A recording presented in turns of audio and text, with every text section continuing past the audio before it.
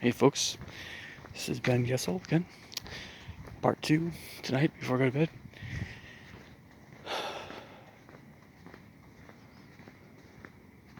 So, I was talking about my neighborhood, this area of Everett, and it's true, the crime is teensy bit higher here in this general area than certainly Kenmore was one of the safest places of all, I guess the United States, in fact. But again, the place I was at was kind of getting run down. House is not in good condition, so you guys have seen, you might remember my old place I was at. So, okay, I was just walking along the street, was not making a video, minding my own business, and this maybe had something to do with the Mexican guy or Hispanic guy I talked to earlier. So there's a guy that was a white guy that was just sitting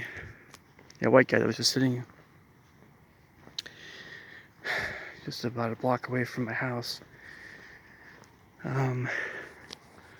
He was muttering to himself, talking to himself pretty loud.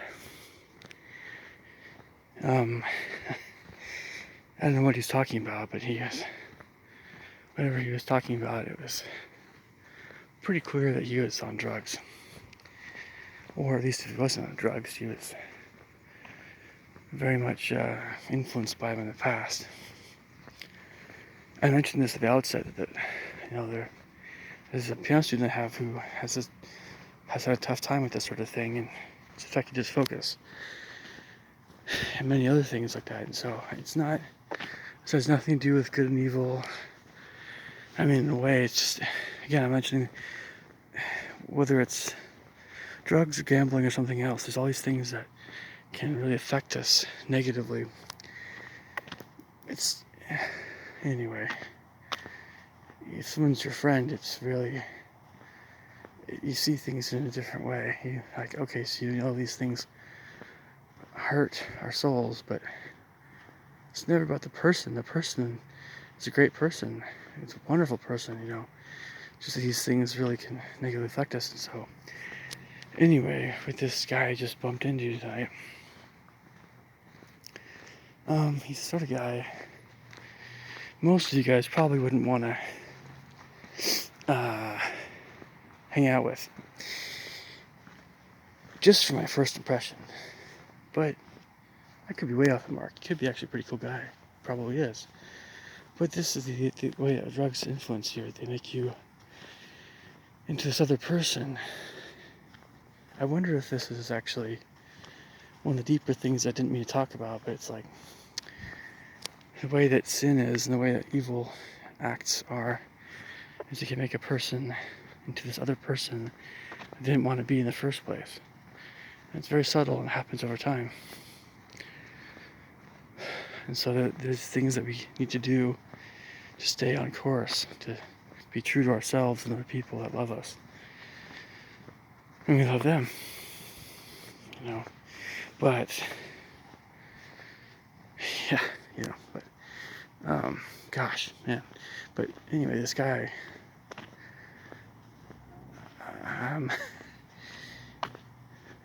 he was definitely not really all there upstairs. Like he was,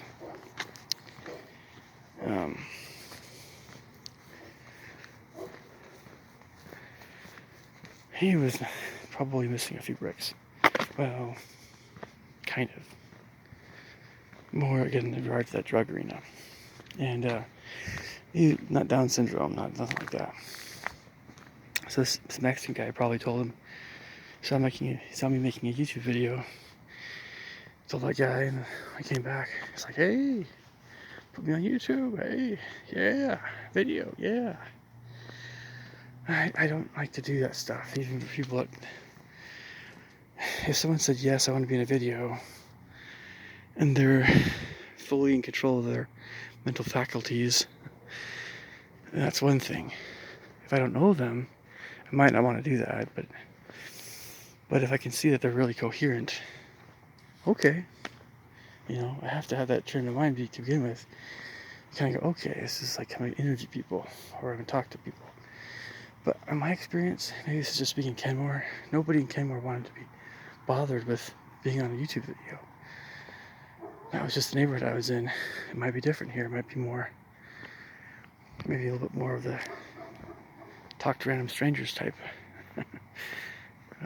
area, which is fine by me. It's just, as you probably guess, they just don't like to have a knife pulled on me is all. But that's not going to happen. This is not, well, this is, I'll just say it's about Everett in general.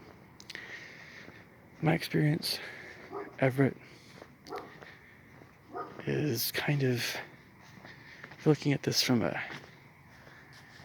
thuggish mindset or kind of an inner city gangster mindset. Everett is wannabe gangsters. It's not dangerous. Not like South Chicago or Detroit. Sheesh, man. New York City, Harlem, Philadelphia. These places, okay, you really have to watch your back. In some areas, depending. But it's that freaking Everett, man. Anyway. But again, these are the kind of conversations I don't really have. I hadn't had in Kenmore, which is, I guess, nice. Kenmore's very safe, but again, the place I was at, the old place, was just not very nice. The other houses in general were great, very safe, but everybody kind of kept to themselves in Kenmore. I'm thinking about walking up this way on the street a little bit. So I told my landlord, by the way, that it's that one spot a little ways to the north of where we live. That's this one little area just has these nutty folks. And to go this a little farther with this train of thought, they have all these cars. Somebody has almost like an auto body shop, or they have all these cars they're working on. And I mentioned that random guy that was just talking about crazy stuff. And cars being revved up really loud at night.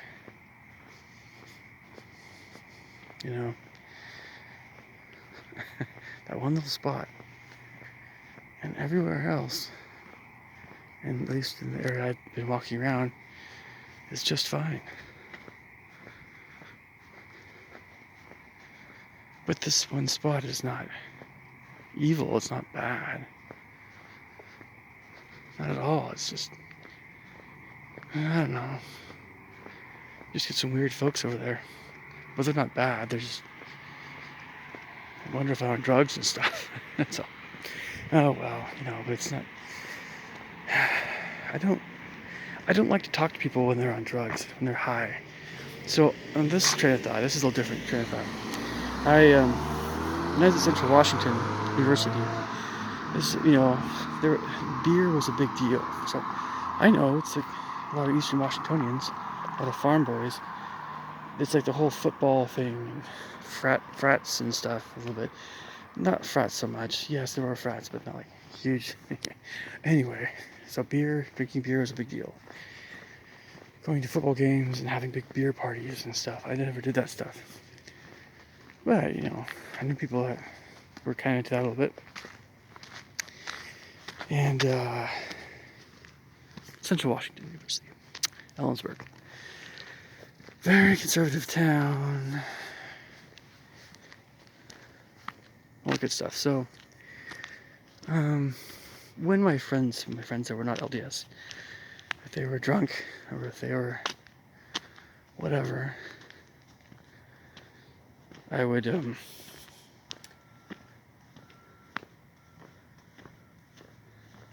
kind of be extra nice to them, but try to help them out, like help them get home, kind of thing, right?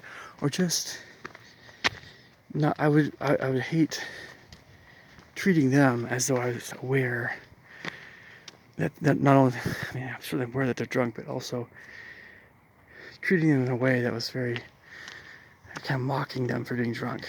I would never mock somebody who was drunk.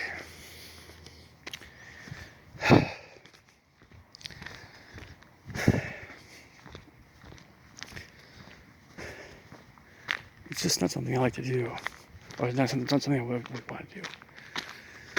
I mean, how would I feel if I was in that position?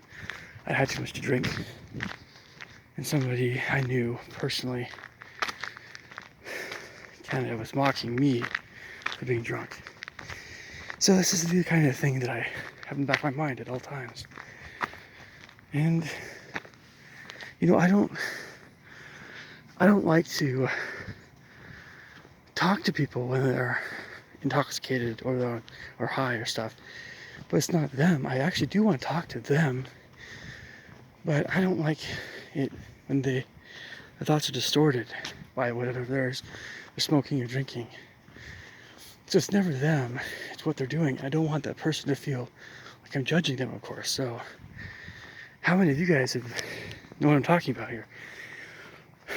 And then, of course, we feel bad, we feel embarrassed, we feel like judged if we drink or if we whatever. Smoking is different. Smoking, you still have all your mental faculties. You just smell like smoke, right? It's addictive. Anyway,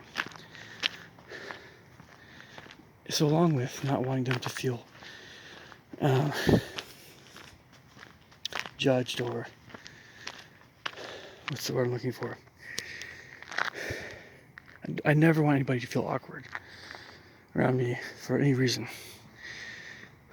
But I don't know. There's just some things that I like doing. I do like talking to people when they're fully present. I don't like to talk to people when they're not as fully present. When they're really a little bit out of it. And this is why I never went to all those parties. And they're stupid anyway, but you know, it's, what can you say? What do you I mean, you can't force people to all be Mormon, or you can't force people to be Seventh-day Adventists or whatever it is, or whatever, or all the other religions that have these health codes and stuff that are good to live by. You can't, you know, but these things are just not good for us. The smoking, the drinking, the drugs.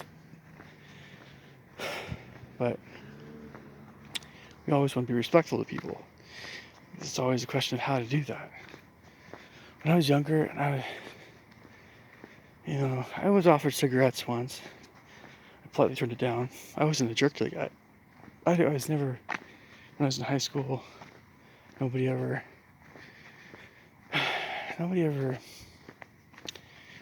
it wasn't me that they disliked in terms of the holier than thou crowd. And it was more other folks I knew was more disliked, I suppose. But I don't know. A lot of people, again, have some messed up ways of thinking about people. I've realized that. And as you guys probably, this goes without saying, as you guys are probably rather familiar with, just from hearing me in my videos, I'm not the sort of person that is especially street smart, or I have not grown up in a rough environment at all. This is not me. Rather, what I'm saying is, this is not the way I grew up. It wasn't like I had a choice, but I'm glad I didn't grow up in a rough environment. But, so the way I am, I have to sometimes rely more on martial arts or sixth sense stuff rather than my street smarts. You know, if I'm in a tough spot. And really, I didn't grow up in inner city Philadelphia or I didn't grow up in Compton. You know, if I did, even if I grew up in those places, that still wouldn't mean I'm street smart. It would just mean that that was just the way I grew up. But, I mean, on some level, you kind of have to. Anyway. By the way, isn't it interesting when someone says, I grew up in these kinds of tough neighborhoods, and then they act as though they're tougher because of that? Well, I'm not denying that necessarily. I'm just saying the concept of toughness and street smarts and things and all that stuff. It's interesting. Ramsey Dewey, by the way, he's a martial artist. I watch his stuff sometimes. Mentioned it's we think we know about violence and how to fight, and there's so many things we just don't expect at all when we're in that train of thought, thinking about, am I ready for any situation? And he's right. There's a lot of things that we just tell ourselves we know about, we don't. We know what we do or how we act. But if I did grow up in like Baltimore, inner city Baltimore, whatever, some rough neighborhood, there's probably a lot of things I wouldn't do. And one of them is what I'm doing right now. But doesn't it suck? I mean, you can't just go out for a walk whenever. I know it suck, but I wouldn't do that probably because of the chances of getting mugged or beaten up or whatever. Yeah. That's one big thing I wouldn't do. And then, I don't know, if you're walking to school, same thing could happen. In these rough neighborhoods. Could happen. It's always a could. You don't even have to watch Fresh Prince of Bel-Air opening song and believe that that's some truth to it. You don't even have to watch that to know that that's the case for a lot of these neighborhoods. How'd it go again? In West Philadelphia, born and raised, on a playground where I spent most of my days. Something, playing after little people after school. Well, a couple of guys up to no good started making trouble in my neighborhood. Something, and then my auntie said, you're going to live in Bel Air. But it's been a while. It's that show in the 90s, right? Well,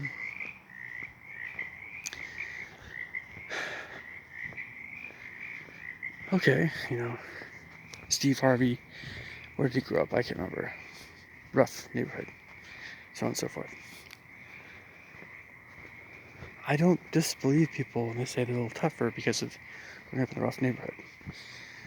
What I don't always put as much stock in is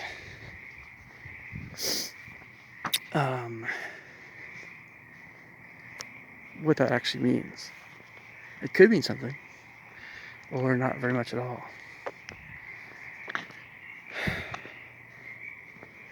I'm not trying to infer anything white versus black here, but if you're talking about things like black supremacist gangs singling out a white guy, or do the reverse, talking about the deep south, or talking about northern Idaho, if you have a black guy out in the middle of the forest and these white guys, you see where I'm going with this. Sometimes race plays into this, unfortunately. It could be black versus Mexican, or it could be Asian versus whoever, it could be all these things. I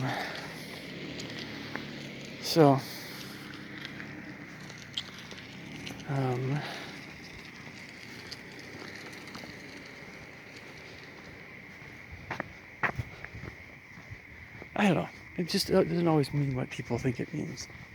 Growing up in whoever, or having a tough life in whatever way. It could mean something, or it could not mean very much. And I don't put a lot of stock in that.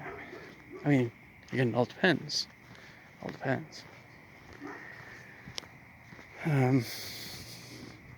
Sometimes I do put a lot of stock in it. But, I mean, there's a lot of different circumstances that someone could grow up in. Just think about that for a second. it's always important to consider all the possibilities here. Growing up during the Great Depression, like my dad's parents or their parents, being in Europe during World War II. And also, going without saying, but yes, living in Ukraine, being Ukrainian right now. While being a Russian, in some respects even. So many other things that we don't hear about in the news.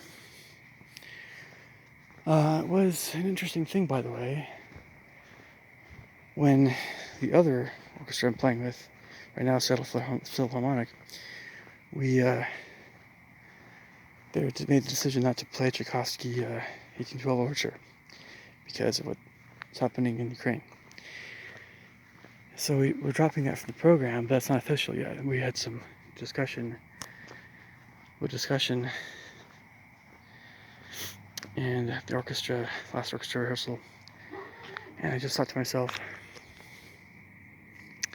there's so many different ways of looking at music. There's so many different ways of looking at what can be upsetting. We don't want to upset anybody, but who was offended by Tchaikovsky 1812 Overture? But it is very warlike. So I was kind of neutral. I was like, oh man, I see both sides.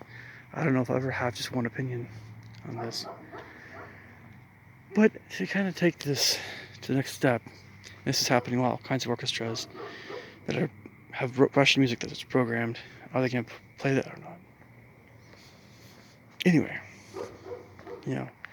whether they do or not, I don't want people to think crazy thoughts just because they do play Russian music. It's not as though you have Russian rocket launchers aimed at their house and stuff. It's not World War III yet. It's not like that kind of thing. So,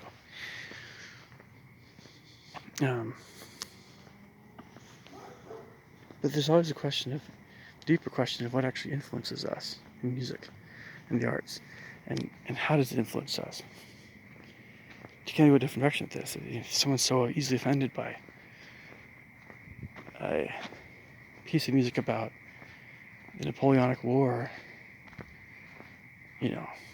Russia versus France, if they're so offended by that, what else would they be offended? I mean, what else could they be offended by?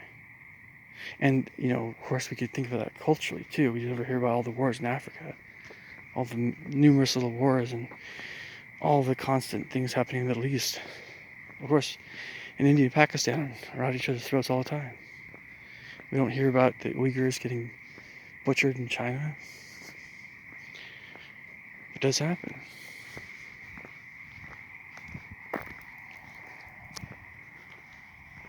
But it's always a question of how things influence us. And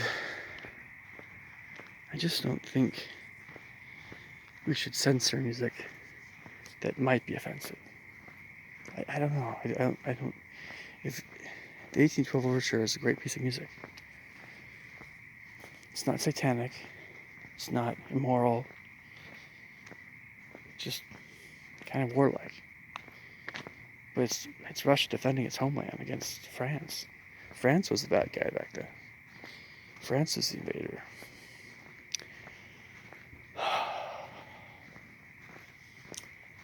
Anyway, might go for a bit longer here.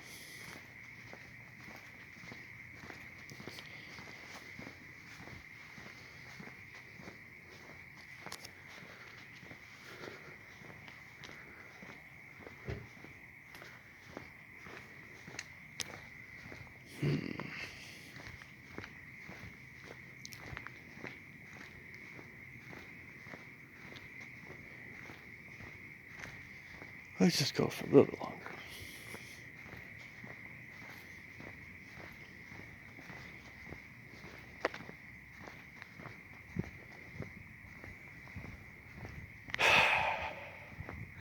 This is a kind of a scenic hill, in my opinion. Kind of nice.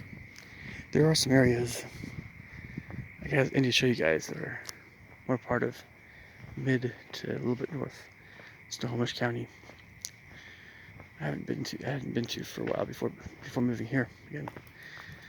I had lived in Everett before, just not in as nice of a place.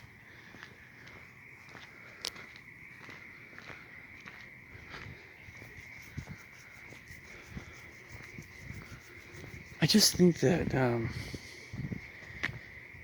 kind of tying in with what I was talking about earlier, just a little bit ago. There's a lot of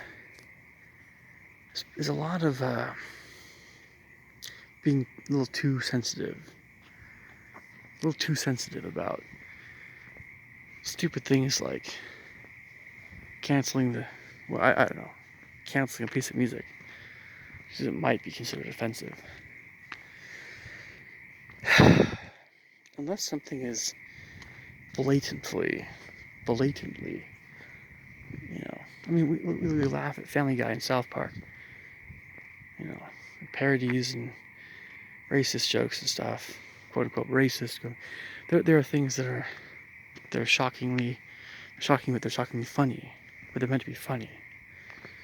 How is that stuff okay, but Tchaikovsky 1812 Overture is not okay? Ask me that. How is that okay? What this is the messed up world we live in. This is like the topsy-turvy world we live in. I'm not saying that, South Park and Family Guy and I think Matt Parker, Trey Songz are funny guys, but I'm not saying. What I'm saying is, why? Why does that stuff get a pass, but Tchaikovsky doesn't?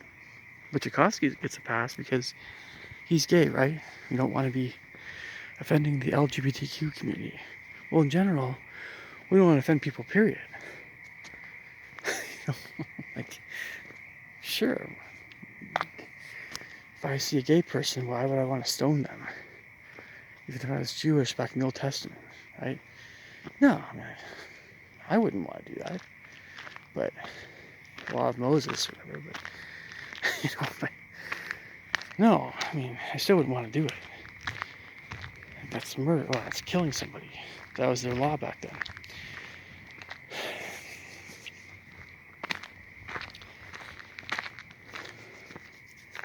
But it's just this messed up. I don't. Again, you guys know this. I don't always agree with the status quo of how the world is. What the world thinks is okay and what's not okay. I don't agree with that stuff always. But I make it a point to not be a total jerk to people. I make it a point to be respectful and kind to people. Listen to people. It doesn't mean that I have to agree with every little thing. I don't have to agree with every little thing that modern society in the West, the United States, says is okay. I don't have to do that. And I don't. I've never been that way. I'll never submit to that stuff. I didn't submit to that crap in elementary school. I didn't submit to it in junior high or high school. I didn't submit to it. There were things I didn't like even at BYU, but maybe if you remember, they're always having to do with that darn shaving thing, but like, shave that beard. That like beard. Anyway, and then I didn't agree with a lot of things people said at Central Washington. And after college years, if I don't agree with it, I don't agree with it. But I'm not a jerk about it. Why do I have to accept something just because most people accept it as being true or right? I think it's right or fine. No, that doesn't make it true or right or fine. The majority says something, it doesn't make it right. But we get this wrong a lot of times too. We're afraid of what people are going to say and think. Let the masses be afraid. If the masses are incorrect about something and wrong about something, especially if it's a moral thing, and they won't listen to what you have to say, you keep saying, let's say that you are wrong, let's say I'm wrong about something, then I'm wrong and I'm stubborn about it. Hopefully one of these days I'll figure it out. And let's say the masses of humanity are right about something. Well, that's great. That means the masses of humanity are going to heaven. Maybe it's a big deal. I don't know, you know. We all want to go to heaven. We all want the best for our lives. But it's not the case that whatever the majority says, it doesn't make it right. They might. But life can seem that way sometimes, doesn't it? It can really seem that way sometimes. The way that the company is, their policies, it's our way or the highway. A lot of times it means going on the highway. All right, I'll catch you guys later. Take care. Oh, leave the thoughts and comments below. Catch you later. Take care.